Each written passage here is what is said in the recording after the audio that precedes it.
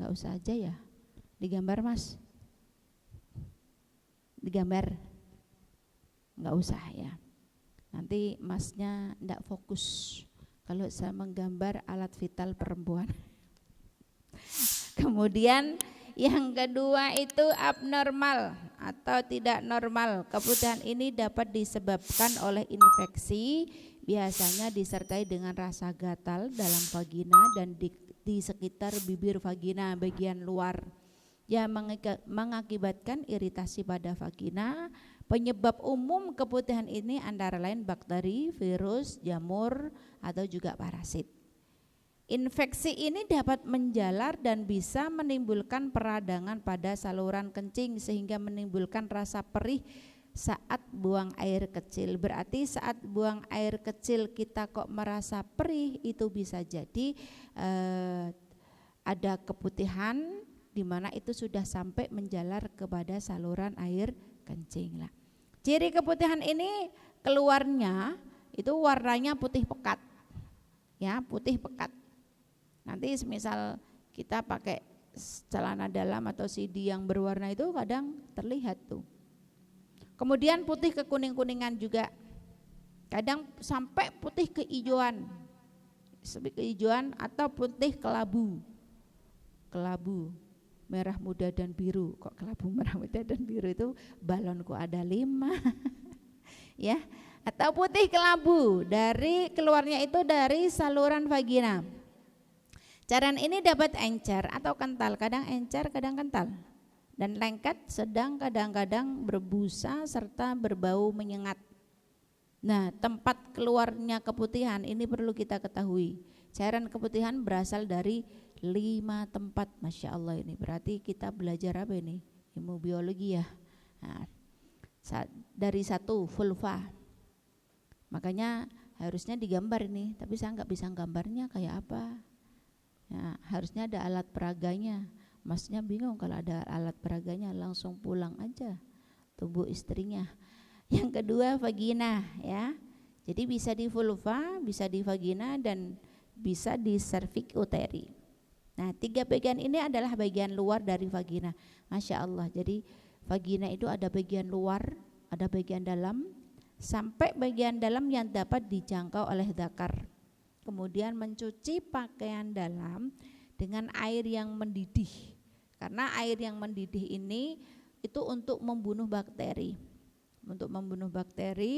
tanpa dikasih sabun. Karena kadang kalau dikasih sabun itu justru bakteri jahatnya tumbuh itu seperti itu. Jadi disendirikan sebetulnya harusnya itu. Cuman kadang kitanya males, apalagi kalau kita nyucinya pakai mesin cuci, langsung masukkan semua ya. Harusnya itu disendirikan. Cucian dalam itu, bagian dalam itu kita sendirikan, kemudian kita pakai air yang mendidih. Ini fungsinya untuk apa? Untuk membunuh bakteri atau jamur yang menempel di celana dalam. Tanpa pakai sabun malahan. Maka sabun, karena sabun itu kebanyakan kan ada kimianya itu. Ya, dari pengharumnya dan lain sebagainya itu kan ada kimianya. Justru untuk melindungi itu pakai air mendidih itu.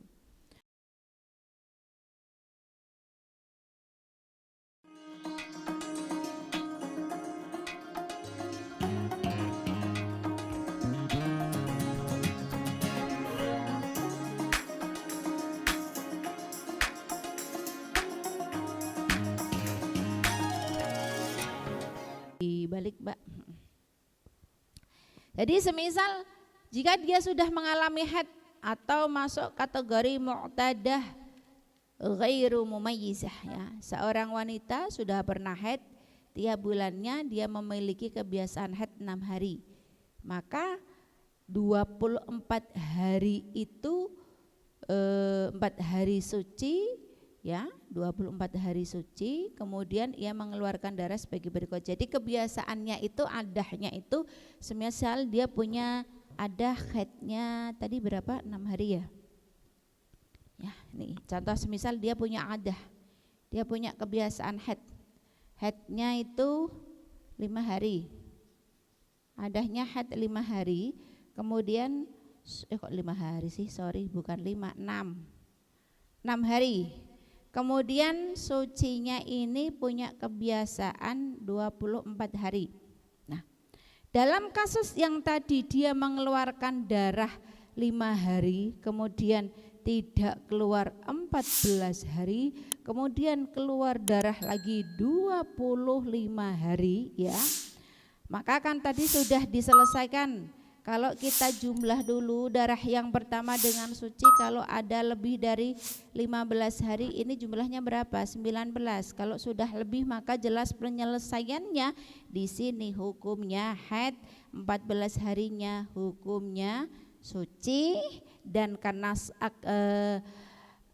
aqallu tuhri atau paling sedikitnya suci itu 15 hari, maka dia membutuhkan 1 hari lagi sebagai pelengkap dari paling sedikitnya suci. Maka 1 hari yang awal di sini ya, 1 hari istihadhah dan 24-nya kalau dia sudah punya atau dia punya kebiasaan, kebiasaannya itu haidnya 6 hari, sucinya 24 hari, maka penyelesaian 24 hari ini adalah 6 hari itu haid ya, kemudian sisanya berapa berarti? 18 hari ya. Masyaallah. 24 dikurangi 6 itu 18 sayang. Ketoro poso. Ya. 6 hari kemudian sisanya berarti 18 hari ini istihadhah. Sudah. Ya. Istihadhah. Kemudian menurut pendapat Imam Abu Makromah, jadi itu pendapat yang tadi penyelesaian seperti ini adalah penyelesaian di mana yang biasa kita selesaikan atau yang kita ikutilah ya. Kemudian kalau menurut pendapat Imam Abu Makromah, wanita tersebut kalau memang adahnya kan tadi berubah itu, adahnya kan 5 ya, tadinya kan 6 adahnya. Kemudian dia mengalami kasus mustahadhah yang berikutnya itu kan haidnya 5 hari itu, ya kan? 5 hari. Maka nanti penyelesaiannya adalah 5 hari yang awal haid, 14 hari suci, kemudian 1 hari keluar ini hukumnya juga suci, ya. Ini kalau menurut Abu Makromah nih, ini berarti ini penyelesaian atau kita mengikuti kaul yang awal. Kalau mengikuti kaulnya Ibu Makromah, maka kasusnya berbeda. Penyelesaiannya berbeda. Menurut Imam Abu Makromah ya, jadi yang 5 hari itu haid ya. Kemudian 14 hari ini suci ya, atau suci, kemudian 1 hari kita 1 hari yang awal dari 25 hari sebagai pelengkap dari paling sedikitnya suci, ini hukumnya istihadhah ya. Kemudian haidnya tidak disamakan adah yang ini tapi yang terakhir, yang 5 ya kan, karena biasanya kan kalau dalam mustahadhah mu'tadah ghairu mumayyizah, kalau adahnya ini berubah-ubah ya, jadi kebiasaannya itu berubah-ubah tidak tetap, maka yang diambil sebagai patokan hukum itu adalah haid yang terakhir.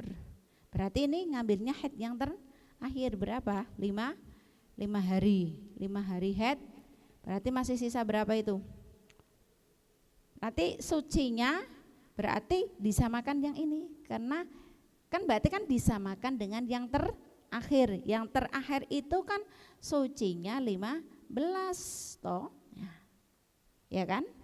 Jadi kalau menurut Abu Makromah itu penyelesaiannya mengambil pada hukum di mana ketika ada ya, ketika mustahadhah mu'tadah ghairu mumayyizah dzakirah li'adatiha qadran wa waqtan, ketika adahnya itu berubah-ubah, maka yang dijadikan sebagai rujukan hukumnya adalah haid yang terakhir, kebiasaan haid yang terakhir, karena ada kadang kita mengalami menstruasi itu setiap bulannya itu enggak sama.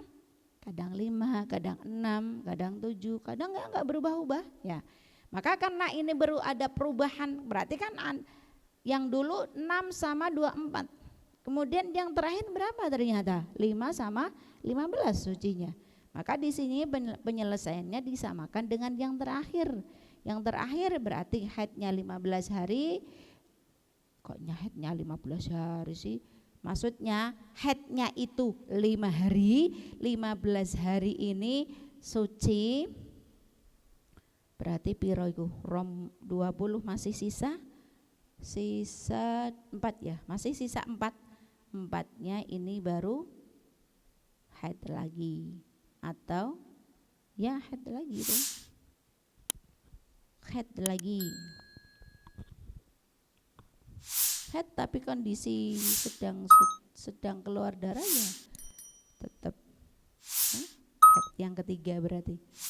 Haid berarti haid tuh seperti itu. Ya. Paham rak sampean? Mumet aku Bu ya. Ini menurut Abu Makramah ya.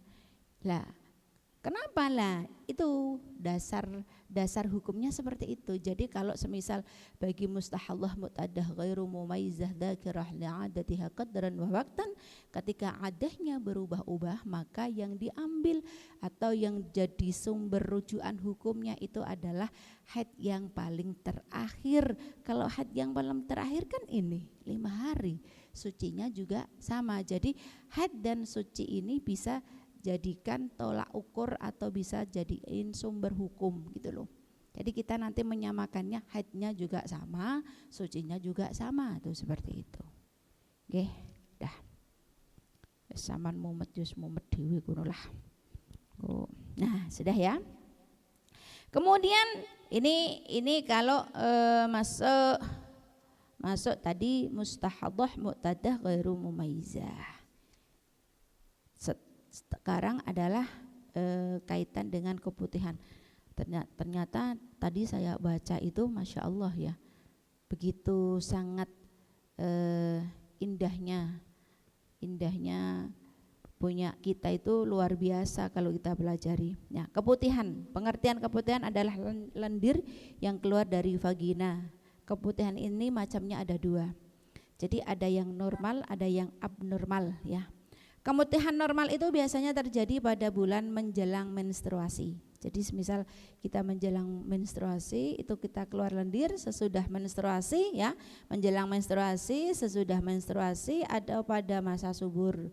Masa subur ciri-cirinya keputihan itu cairannya tidak berwarna atau bening lah. Jadi tidak berwarna bening itu ya. Nanti bisa kalian teliti sendiri itu ketika kalian di masa-masa itu. Tidak lengket ataupun encer. Jadi tidak lengket ataupun encer, tidak gatal juga dan juga tidak berbau. Jadi ya lendir biasa ya. Cairan itu berasal dari leher rahim atau cervix uteri ya kan. Nah, walaupun ada yang asalnya itu dari vagina yang terinfeksi. Jadi kalau lendir itu keluar ya, itu keluarnya dari leher rahim. Leher rahim. Berarti leher rahim ya, kalau kita gambar itu kan, mau digambar enggak? Enggak usah aja ya. Digambar Mas. Digambar. Enggak usah ya. Nanti Masnya enggak fokus kalau saya menggambar alat vital perempuan.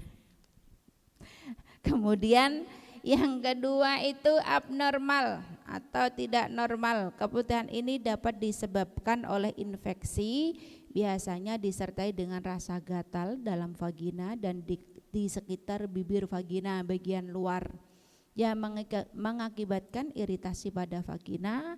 Penyebab umum keputihan ini antara lain bakteri, virus, jamur, atau juga parasit. Infeksi ini dapat menjalar dan bisa menimbulkan peradangan pada saluran kencing sehingga menimbulkan rasa perih saat buang air kecil. Berarti saat buang air kecil kita kok merasa perih, itu bisa jadi ada keputihan di mana itu sudah sampai menjalar kepada saluran air kencing lah. Ciri keputihan ini keluarnya itu warnanya putih pekat. Ya, putih pekat. Nanti misal kita pakai celana dalam atau CD yang berwarna itu kadang terlihat tuh. Kemudian putih kekuning-kuningan juga. Kadang sampai putih kehijauan. Kehijauan atau putih kelabu. Kelabu merah muda dan biru. Kok kelabu merah muda dan biru, itu balonku ada 5. Ya, atau putih kelabu, dari keluarnya itu dari saluran vagina. Cairan ini dapat encer atau kental, kadang encer, kadang kental, dan lengket, sedang kadang-kadang berbusa serta berbau menyengat. Nah, tempat keluarnya keputihan ini perlu kita ketahui. Cairan keputihan berasal dari 5 tempat, Masya Allah. Ini berarti kita belajar apa ini? Ilmu biologi ya. Nah, dari 1 vulva, makanya harusnya digambar ini, tapi saya nggak bisa gambarnya kayak apa. Ya, harusnya ada alat peraganya. Masnya bingung kalau ada alat peraganya, langsung pulang aja tubuh istrinya. Yang kedua vagina, ya. Jadi bisa di vulva, bisa di vagina, dan bisa di cervix uteri. Nah, 3 bagian ini adalah bagian luar dari vagina. Masya Allah. Jadi vagina itu ada bagian luar, ada bagian dalam, sampai bagian dalam yang dapat dijangkau oleh zakar. 4, corpus uteri. Yang kelima adalah tuba fallopi. Tuba fallopi itu kalau berarti gambarnya itu kan seperti tangan tuh ya. Itu. Jadi sebetulnya alat vital perempuan itu kalau kita gambarkan itu seperti tubuh manusia tuh. Tangannya. Ya kan? Kan begini tuh. Rahim. Ya. Kemudian begini kan? Iya kan? Ini jarak di dinding bibir rahim ini 15 cm dengan ada di bibir vagina. Jadi ada yang di sini, ada yang di sini, ya tuh. Kalau kita gambar, terus gambarnya kok wipo. Kan ini seperti kepala manusia. Ini tangannya, ini tubuhnya, ya kan? Lah, penyebab kemutihan itu biasanya timbulnya diantaranya pertama adalah karena menopause. Jadi orang kalau sudah tidak haid itu bisa keluar keputihan. Yang kedua karena pil penghambat atau pil penyubur kehamilan. Jadi ada pil untuk menunda agar tidak hamil seperti pil KB, ya kan? Ada pil KB dan ada pil penunda atau penunda menstruasi, itu kan ada. Jadi kayak yang merek apa ya, kayak yang setahu saya itu kayak Premolud. Jadi semisal contoh ya, semisal kita bulan puasa, pengen 1 bulan itu puasa terus, nggak ada hutangnya. Kita akhirnya di saat menjelang menstruasi 1 minggu itu sudah mengkonsumsi pil penunda haid ya, penunda haid.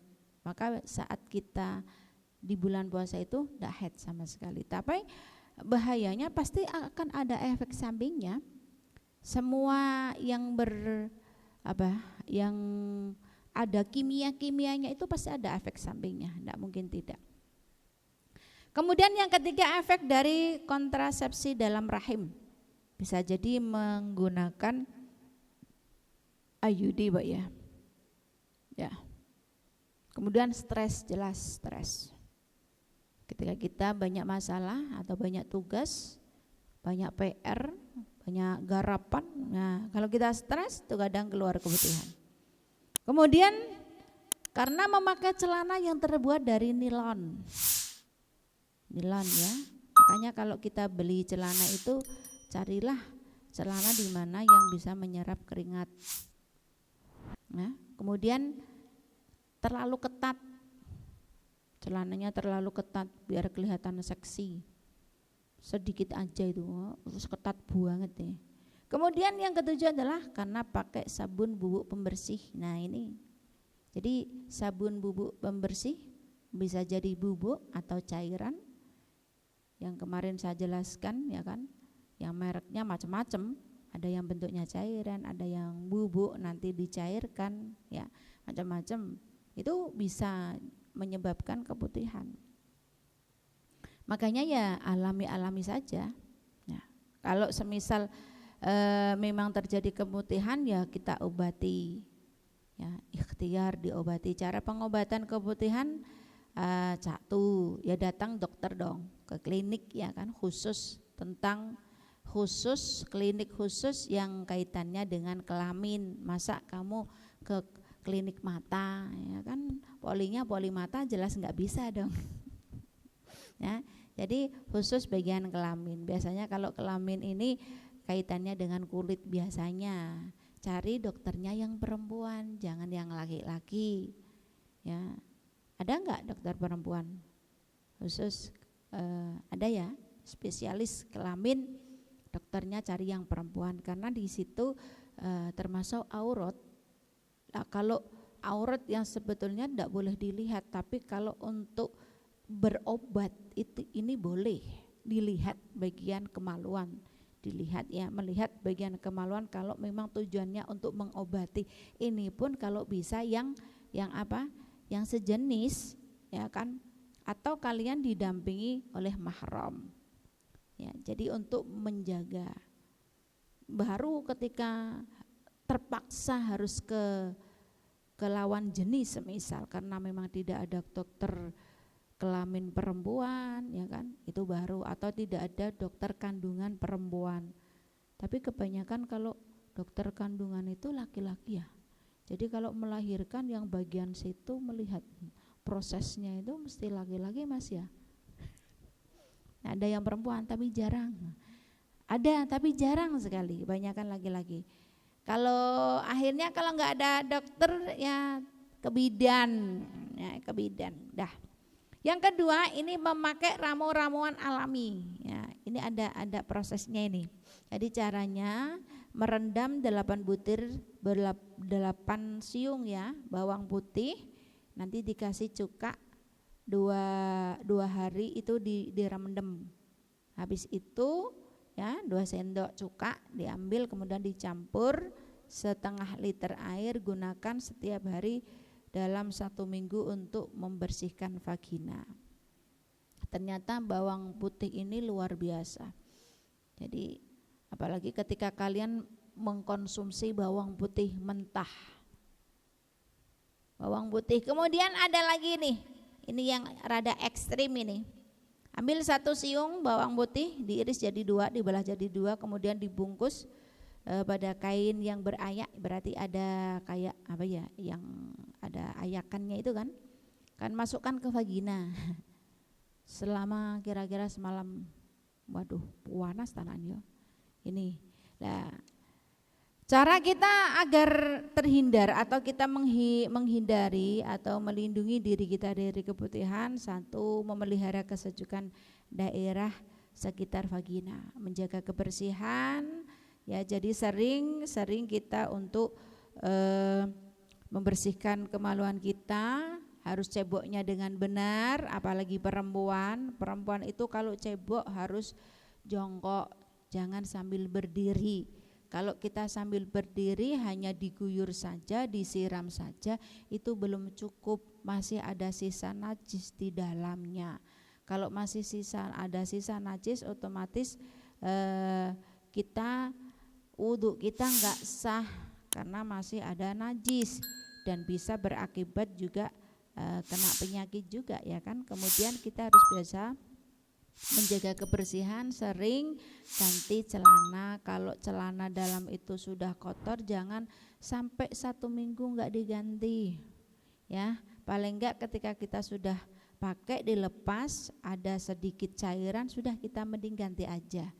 Karena ini untuk menjaga, melindungi diri dari keputihan. Kemudian mencuci pakaian dalam dengan air yang mendidih. Karena air yang mendidih ini itu untuk membunuh bakteri. Untuk membunuh bakteri tanpa dikasih sabun. Karena kadang kalau dikasih sabun itu justru bakteri jahatnya tumbuh itu seperti itu. Jadi disendirikan sebetulnya harusnya itu. Cuman kadang kitanya males, apalagi kalau kita nyucinya pakai mesin cuci, langsung masukkan semua ya. Harusnya itu disendirikan. Cucian dalam itu, bagian dalam itu kita sendirikan, kemudian kita pakai air yang mendidih. Ini fungsinya untuk apa? Untuk membunuh bakteri atau jamur yang menempel di celana dalam.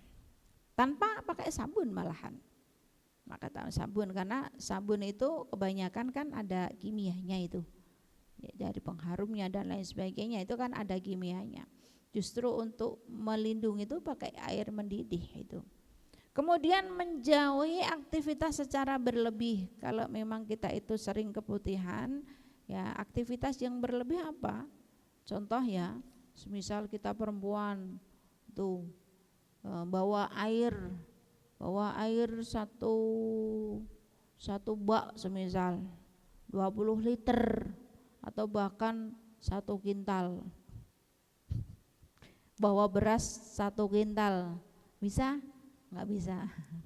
Perempuan itu kan harusnya yang cantik-cantik yang bawain yang laki-laki.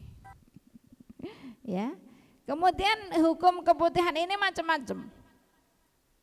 Kemarin kan kalau di bahasa fikih, kalau kita lihat di Kasifatus saja, syarahnya Safinah itu kan cairan yang keluar itu kan ada 3 macam. Kemarin saya sudah jelaskan. Nah, di sini dalam kitab fikih itu dijelaskan juga bahwa keluarnya keputihan itu dari otot, dari urat yang pintunya terdapat pada penghujung uterus pangkal rahim atau aqsa al-arham.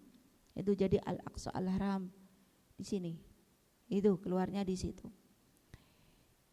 Yang punya warna, sifat dan masa yang khusus ya. Sedangkan istihadah adalah darah yang keluar dari, jadi beda. Kalau keputihan sama istihadah beda. Sedangkan istihadah itu keluar darah yang keluar dari urat di bawah uterus atau adna ar-rahmi.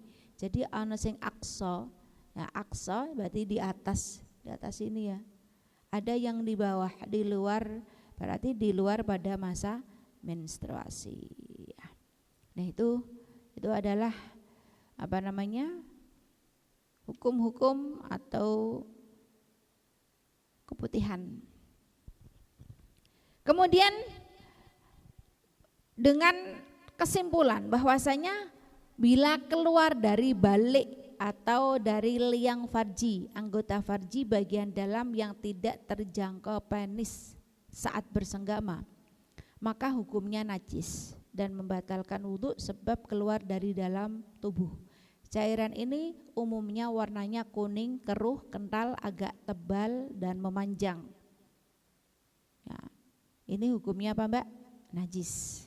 Bila keluar dari liang farji, anggota farji yang tidak wajib dibasuh ketika istinja dan masih terjangkau penis saat bersenggama, maaf ya sedikit vulgar, maka hukumnya suci menurut pendapat yang ashah.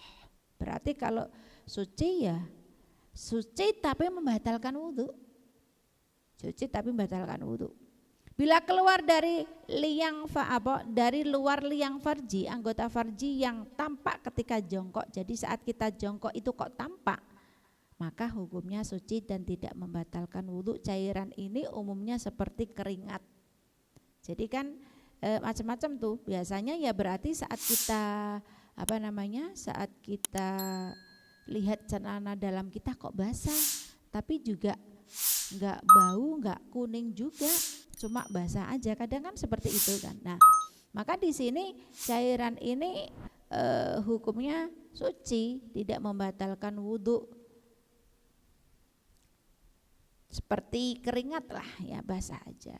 Jika ragu apakah cairan yang keluar itu dari bagian dalam atau dohir, maka cairan tersebut dihukumi suci dan tidak membatalkan wudhu. Jadi semisal ya kita susah juga sih sebetulnya untuk bisa membedakan dia keluarnya dari mana.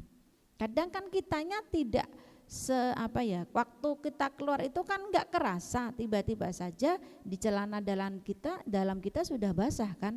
Apakah tadi keluarnya dari luar ataukah dari dalam, nggak ngerti ya. Kalau memang kita ragu maka kita ambil masuk termasuk yang suci, berarti tidak membatalkan wudhu. Kalau memang secara fisiknya kita lihat itu tidak berwarna putih atau tidak kuning juga, tidak setengah hijau, cuma basah aja. Dan kita semisal cium juga tidak bau seperti air kencing. Ya kan, kadang seperti itu kan. Kan kalau air kencing baunya pesing, ya kan? Tahu kan pesing ya? Berarti kan kita harus tahu nih bau air kencing kita itu seperti apa, apakah ada anyir-anyirnya, ada manis-manisnya gimana, itu kan harus tahu itu, ya kan? Tapi biasanya kadang ya bau-baunya gimana ya? Ya baunya begitu tah. Karena bau perempuan itu ya di bagian misfi kita itu mesti seperti itu. Mau secantik apapun, ya. Malah justru kalau pakai perawatan pakai yang ada kandungan kimianya ini bahaya sekali. Malah justru keputihan, nanti kalau keputihannya ini sudah parah malah berbahaya. Dan alhamdulillah sudah 5:30. Cukup sekian. Ada yang bertanya enggak? Enggak ada. Ini rada ruwet pas di masalah ini. Gimana? Mau tanya apa?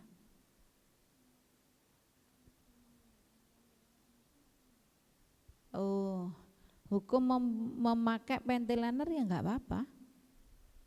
Cuma ya enggak apa-apa hukum pakai panty liner. Maksudnya ini kaitannya ada kimianya gitu, Pok. Apa gimana maksudnya?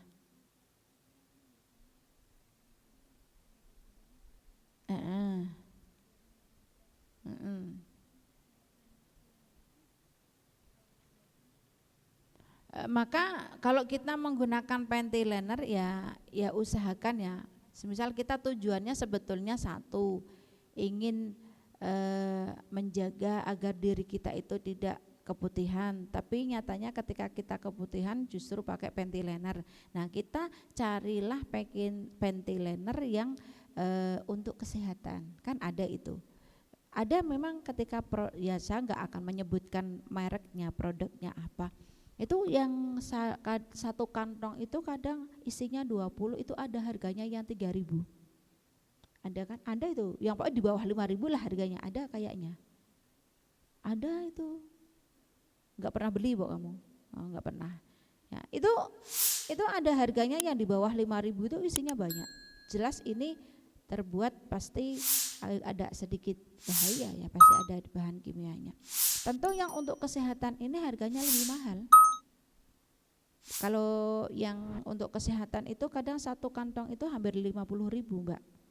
Isinya paling 10 itu hampir 50.000. Saya enggak akan bilang produknya, nanti kan ini di live ini soalnya nanti ada yang wah ini promo gitu kan, enggak. Tuh, jadi ada memang untuk kesehatan ini tentu lebih mahal. Karena di situ kandungannya tentu akan secara otomatis untuk pengobatan juga. Ya kan? Biasanya ya agak sedikit sempriwing yaitu sempriwing, kalau itu ya biasa aja. Ya kan, sempriwing itu biasanya kan untuk menuntaskan agar keluar semua, ya kan. Tuh, seperti itu. Jadi kalau pakai panty liner ya sebetulnya sih untuk kita cari pembalut aja, jangan asal mereknya asal, tapi kita yang untuk jaga kesehatan kita. Mahal tapi untuk jaga kesehatan enggak masalah. Daripada murah tapi dampaknya berbahaya. Karena di daerah situ pasti rawan sekali dengan kanker serviks atau kanker rahim, ya kan? Dan bisa bahayanya lagi akan menghambat kesuburan. Malah kalau zaman dulu itu enggak pakai pembalut, pakainya kain. Ini malah lebih aman lagi. Jadi semisal pada saatnya, semisal kita ada gangguan kesehatan, kadang darah itu yang keluar itu terasa panas kadang ya, panas sekali dan enggak nyaman banget itu kan. Itu kalau kita memakai pembalut yang biasa itu malah kadang tambah parah. Malah kadang terjadi iritasi di bagian kemaluan kita. Maka untuk lebih amannya kita pakai kain aja. Kita pakai kain cari yang halus. Yang halus ya, yang halus itu. Daripada kita pakai pembalut justru akan membahayakan. Ya memang di situ ada emang manfaatnya itu akhirnya cairan itu ndak nembus sampai ke celana dalam. Intinya kan kita bisa menghemat pakai celana dalam, nggak sering cuci pakaian celana dalam kan, maksudnya kan seperti itu sebetulnya kan. Cuman kalau memang waktu keluar itu ya kita ya terus mengkonsumsi makanan-makanan yang tidak mengandung getah itu sih, seperti mentimun itu kan ada manfaat tapi di bagian mana kan, ada kemanfaatan sendiri. Kalau di daerah situ ya memang kita hindari. Bawang putih itu luar biasa memang, kalau dikonsumsi dimakan aja bisa menguatkan imun tubuh kita, strong. Makanya kalau kita lihat film-film kungfu itu kan pasti makannya bawang putih 10. Ini nanti di sini dipotong, nggak usah dipotong Mas yang bawang putih itu. Nggak usah ya, itu ya. Jadi seperti itu. Nah sebetulnya ya saat kita pakai panty liner itu ya kita intinya kita itu menghemat ganti celana dalam. Apalagi saat kita bepergian, otomatis kan kadang kalau kita bawa bekal kan sedikit, tidak mungkin satu lemari kita bawa semua kan. Untuk ngirit juga itu. Tuh seperti itu ya. Ya pokoknya carilah yang mungkin harganya lebih mahal memang. Kalau yang biasa itu 5.000 itu banyak. Tapi kalau yang untuk kesehatan itu 50.000 dapat 1 kantong. Itu aja. Satu kantong itu kadang isinya hanya 10. Berapa ya? Hampir 50 lah, di atas 30.000 itu mereka lali, untung lali aku. Ada yang warnanya hijau, ada yang warnanya merah, ada yang warnanya biru itu. Lupa saya apa namanya. Iya apa sih mereknya apa ya? Alfail itu bagus itu. Ya, tapi kalau yang merek biasa itu 5.000 itu banyak sekali Mbak ya, 5.000 itu isinya kadang 20. Yang bagus lagi itu punyanya produk tapi aku dikirain nanti itu. Pokoknya ada deh, saya kalau nggak pakai Evel itu saya pakai produk yang kesehatan itu isinya itu cuma 10 itu aja sudah di atas 20.000 itu ya, tapi memang agak sembriwing ya tuh. Jadi secara otomatis ada pengobatan juga. Ya, cukup sekian dari saya, sudah 5:30, nanti maghribnya kita di jalan. Ngabuburit kok Mbak. Bismillahirrahmanirrahim. Al-'asri innal insana lafi khusrin illa alladziina amanu wa 'amilus shalihati wa tawassaw bil haqqi wa tawassaw bis sabr. Rabbana atina fid dunya hasanah wa fil akhirati hasanah wa qina adzabannar. Wassalamualaikum warahmatullahi wabarakatuh.